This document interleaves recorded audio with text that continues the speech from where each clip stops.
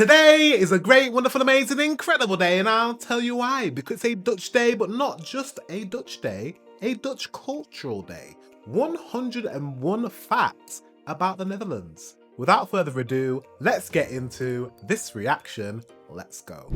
Factors, my name's Chris and I'm here to jettison you off today on an adventure filled with windmills, water and lots of bicycles. Wait, do you think bicycles are like portable wind turbines? No way, that's a train of thought for another day. Anyway, we're talking about the Netherlands. Yes, this stunning country of... Oh, you know what, you'll find out. But why would Elon Musk be very happy with how the Netherlands are progressing? What low-lying... Elon Musk? What is your connection with Elon Musk? Do you guys have a connection with Elon Musk? Isn't he South African? Is it because... Okay, I'm going to guess before we get to it. I think the reason why he's talking about Elon Musk is because Elon Musk is obviously, he owns Tesla.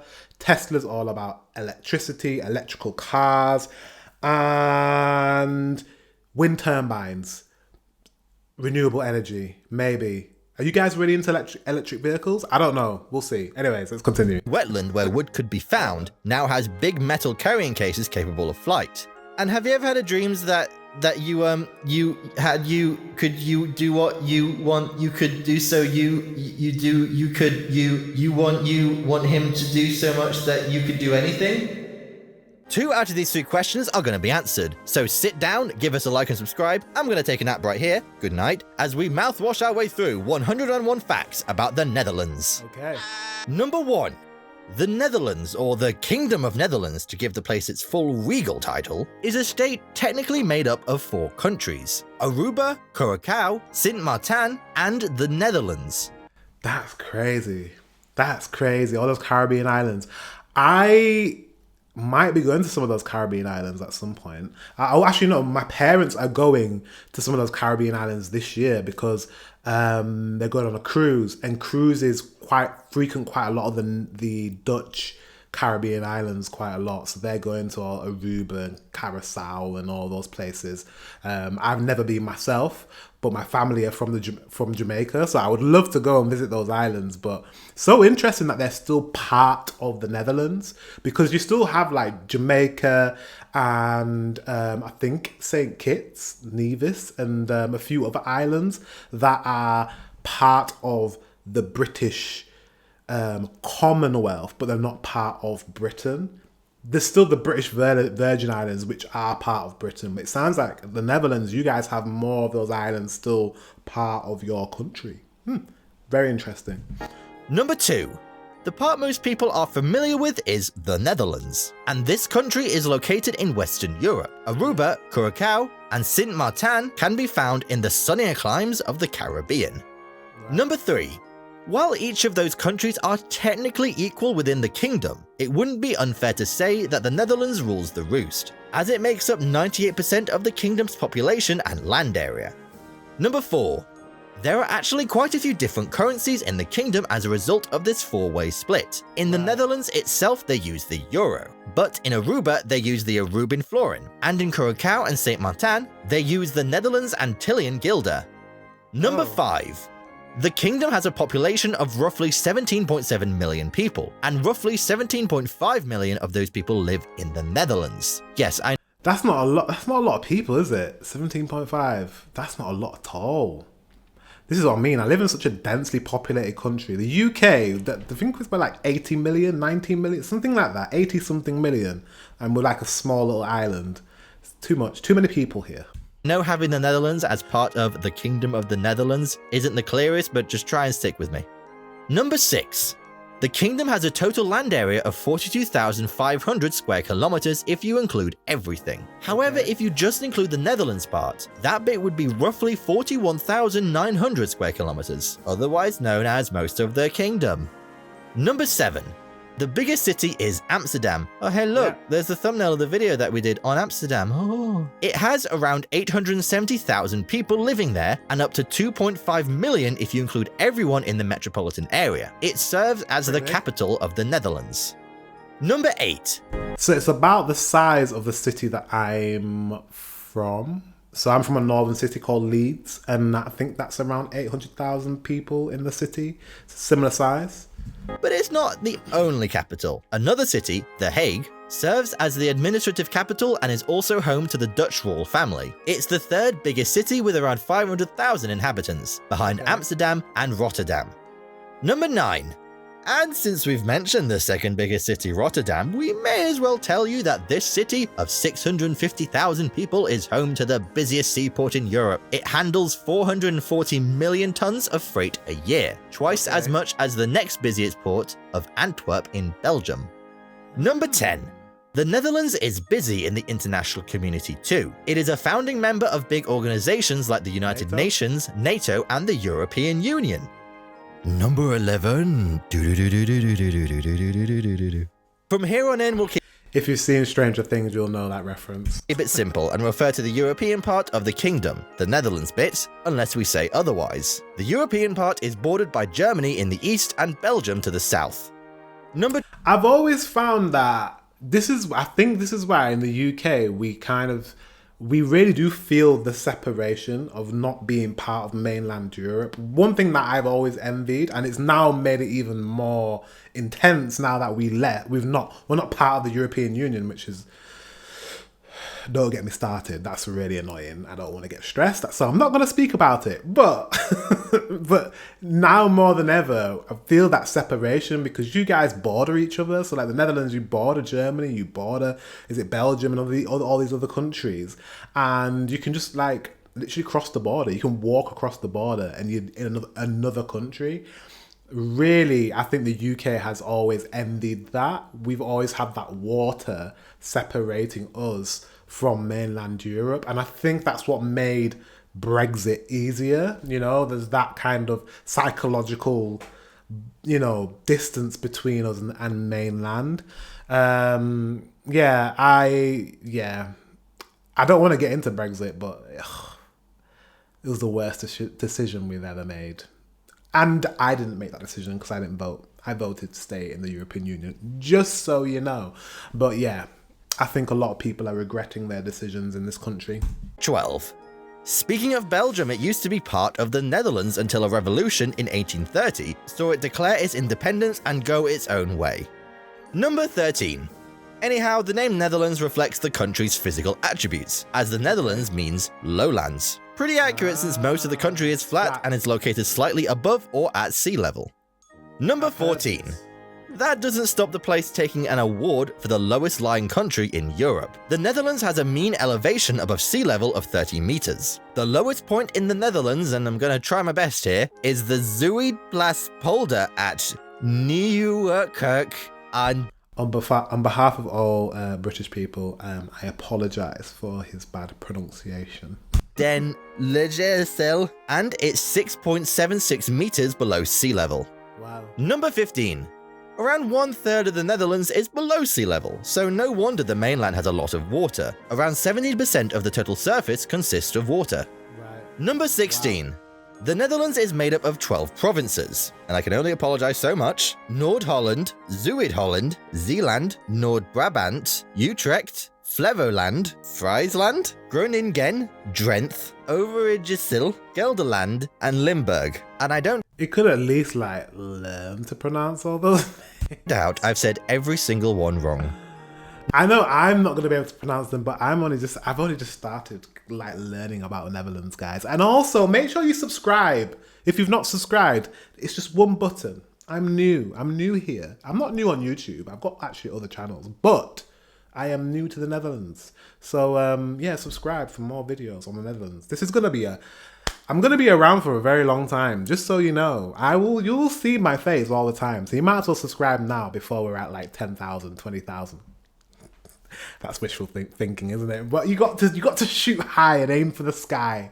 So yeah, be one of the first to subscribe. One of the first 10 to subscribe, or 20. I don't know how many I have right now, but yeah, hopefully you'll be watching this in the future and be like, oh my god, he had right now I've got 3 subscribers, and you're gonna be like, oh my god, there's 30,000 people on here. Wow. I'm just, what do you call it when you're manifesting? I'm trying to manifest people in a community for the Netherlands to be here. Anyways, let's continue. Number 17. Out of all the 12 provinces previously mentioned, only 2 of them make up Holland, and they are Noord-Holland and Zuid-Holland. So yes, the Netherlands is not just Holland. Right. Number 18. People from the Netherlands are called Dutch, but in the Dutch language they would say they are Nederlanders. People from the Hollands can be referred to as Hollanders too. Number 19. One of the highest points in the Netherlands is the Valsenberg. This mountain is located in the southeast, and its peak rises approximately 323 meters above sea level. It's not the highest point in the Kingdom of the Netherlands though. Over in the Caribbean Netherlands on the island of Saba, there is Mount Scenery, a volcano clocking in at 877 meters. Wow. Number 20.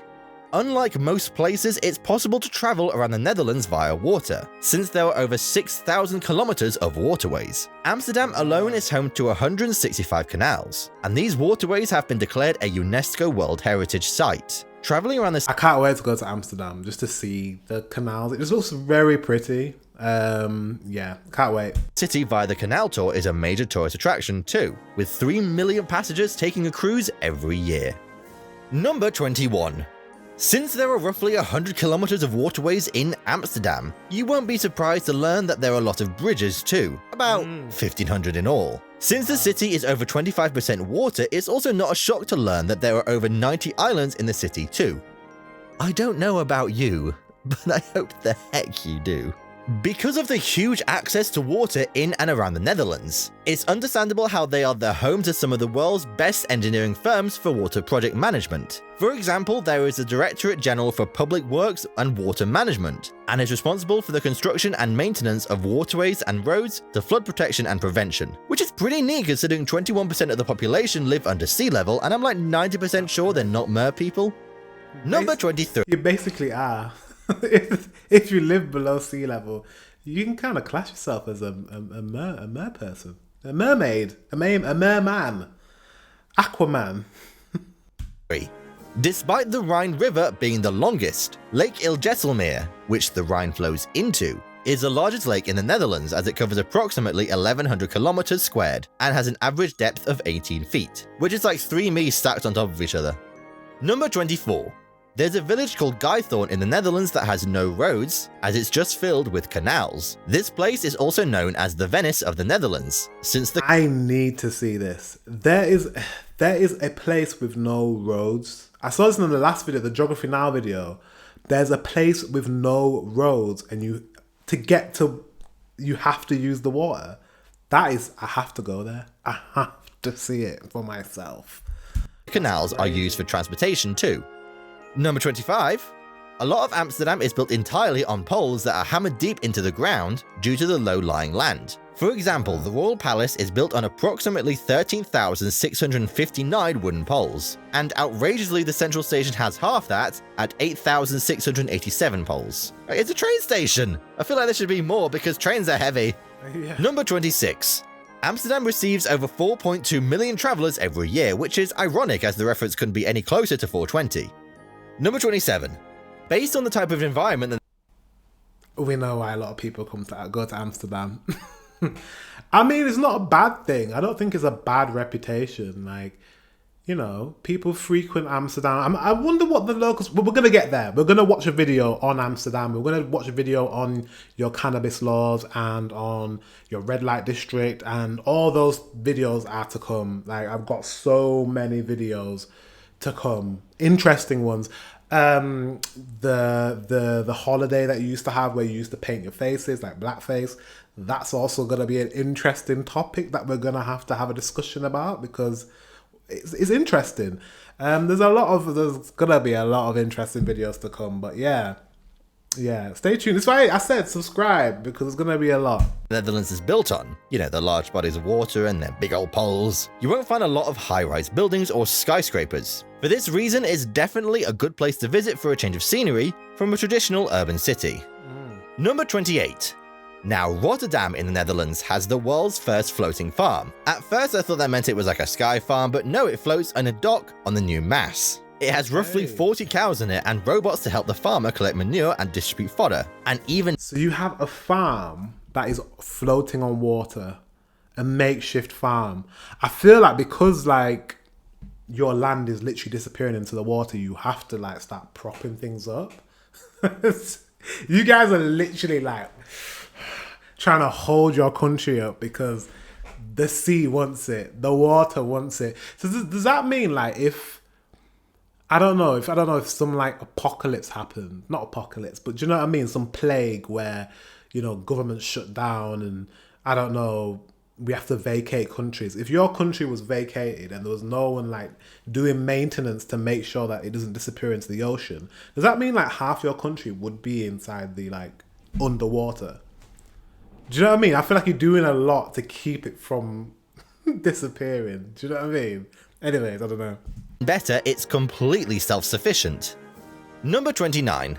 North Holland has a picturesque flower bulb region which is similar to all those movies you've watched that have a romantic couple running through a field of lilies in slow motion. 1.7 billion of these shiny flowers bloom across the country annually. Damn. Number 30. If you take a lot of interest in flower bulbs, you may like to know that around 80% of all the flower bulbs around the world are originally from the Netherlands. That means approximately 2 billion tulips leave the country every year. Sounds like they've got postmen who solely specialize. So when we get flowers and have tulips in, they're probably from the Netherlands, right? In delivering flowers. Number 31.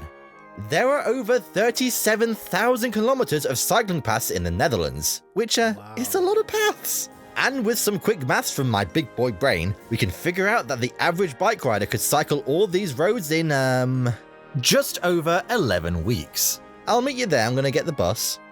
Number 32. There are more bikes than people in the Netherlands, as there are over 22.9 million bicycles. However, bike theft is still a big problem, leading to over 100,000 bikes being reported stolen each year. Bike theft, well, I mean, if bikes are that popular in the Netherlands, it makes sense that bike theft would be a big thing. Because obviously it's big business. It's big business. Everyone wants a bike. That's so interesting. You know, I visited a couple of weeks ago Denmark. And in Denmark, I noticed there were a lot of bicycle rides. There were a lot of bicycles.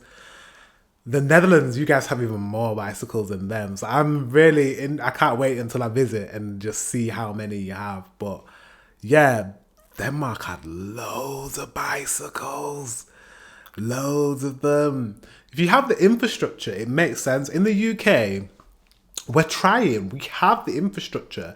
And they're pushing it more. There's more you can rent bikes and e-bikes, and they're pushing it more. All our delivery drivers in our cities now use bicycles, but where they haven't managed to persuade people to switch is with vehicles. People are not putting down their cars, but like, you know, not using cars and using bicycles. People still drive to work, drive just down the road. We very much have a car culture in the UK. So I think the next best thing is EV cars. Really, that's why we're trying to do this 2030 ban all petrol and diesel, because the bicycle thing, it's not working in this country for whatever reason. Don't know. Maybe British people are selfish. They don't care about the environment. But I think this is why the ban is so important in the UK, because we will not stop driving cars. We're very much like America in that sense. Like, we're petrol heads. So I think that pushing EVs and automatic EVs is the way to go. Let me know what's going on in your country when it comes to EVs. I'm very interested in EVs at the moment. Is there a big push at the moment for electric vehicles? What's the charging like in your country? Just want to know. I'm just interested. Let me know in the comment section. Number 33. The Schiphol airport is scarily 4 meters below sea level, and it happens to be the biggest international airport in the Netherlands. I bet you're wondering though, what does Schiphol mean? Well, etymologically speaking, it originated in the 15th century with the language of that time indicating that the area was the low-lying wetland, hol, where wood, skip could be found. Okay. Number 34. Since there are over 4,800 direct flights facilitated through Amsterdam Airport Schiphol, it offers one of the most direct flights to Europe, which is good news for anyone that wants to go to an impromptu trip to the Netherlands. Well, I guess the convenience of this will be more obvious when, you know, there isn't a pandemic actively ravaging the world. Oh, is this during the pandemic? Oh, okay. We know when this was filmed. Man, that was a weird time, wasn't it? God. How did you guys deal with that in the Netherlands? Let me know in the comment section, like, what was it like being in the Netherlands when there was the pandemic? The UK didn't handle it very well. Yeah, no, not at all. But in terms of plane journeys, it's really easy to go from the UK, come from the UK and go to the Netherlands. I don't know why I've never visited. This is why this channel's here, because I just think it's ridiculous that I've not been to the Netherlands yet. It doesn't make sense. It doesn't at all. Number 35. Taking a look at some annual figures. Let me know if you've been to the UK before. Let me know. Maybe it's because we're so close. Sometimes when you're so close, you don't bother going. Do you know what I mean? Let me know if you've been to the UK before. 2018, Schiphol Airport handled more than 70 million passengers. Let's compare this to a different airport, say Heathrow. In 2018, it averaged 80 million. But Schiphol Airport is a little bigger than Heathrow, so it makes... Wait, no, hang on. Number 36. The port of Rotterdam came into existence in 1283 and became a major seaport in 1360. It is also one of the oldest ports in Europe. Wow. Number 37. There's not enough space for graves in the Netherlands. I mean that literally. Cemeteries are cleared out every decade or so as they are actually rented, so when the lease expires, they end up clearing out. Out with the old and in with the... Wait, hold up. They clear out cemeteries. What does that even mean? So you rent a grave, and once your rental agreement for a grave is gone, what happens then? What do they do with the bodies? Guys, I really someone needs to let me know. What do you mean you rent a grave? So wait, I shouldn't laugh. But what do you mean? What do you mean? So you get buried, you pay a rental agreement, say your family pays a rental agreement, say a pandemic hits and you run into bad times, and you cancel your rental agreement. What happens when the rental agreement's done? What do they do with these bodies that are buried? Do they just take them out the ground and what do they do? I need to know. This is crazy. That's actually kind of mad. I don't know why I'm laughing. But this is why I don't want to get buried. I want to get cremated. I want my ashes scattered because I just feel like, yeah, get buried. It's all well and good for maybe max 50, 60 years. You your memories and people that love you might be still alive. But after that 50, 60, 70 years, who's going to continue to look after your grave? Do you know what I mean? When you've got the greats and the great-greats and the great-great-grandchildren, they don't remember you. So your grave is just going to get abandoned. And then what? And then what? And then what? And then what? Do you know what I mean? So I don't want to be buried so that someone can vandalize my grave, you know? I don't know. But this is very strange. You rent your graves and those rental agreements can end. That's very strange. Less old. Number 38.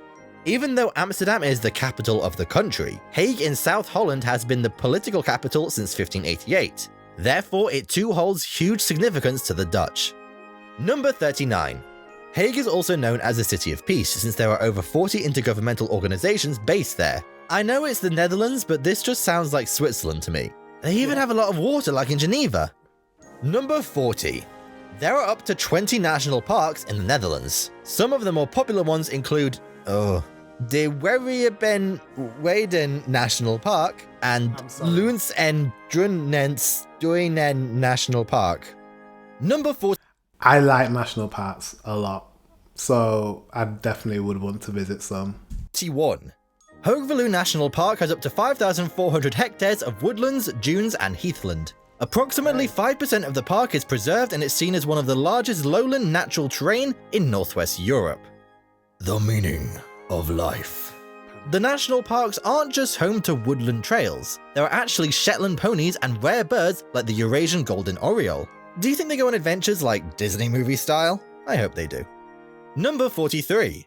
There are close to 36,000 animal species that are found in the Netherlands. Wow, 500 of these are protected animals to prevent them from becoming extinct. Some of these beautiful creatures include the European hamster and turtle dove. Number... That was so cute. Where is it? extinct. Some of these beautiful creatures include the European hamster. That is so cute. European hamster. I've never seen one of those before. Look at his little face. Very cute. And turtle dove. Number 44.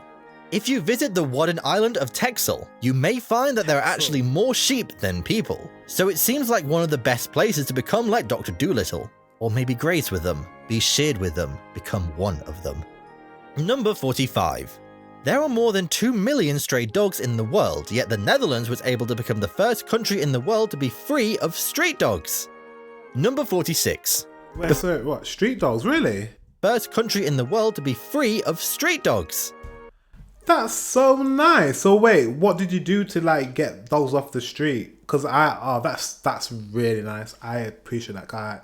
We are animal lovers in my house, and yeah, how did you guys do that to get like the dogs off the street? Like, that's really good.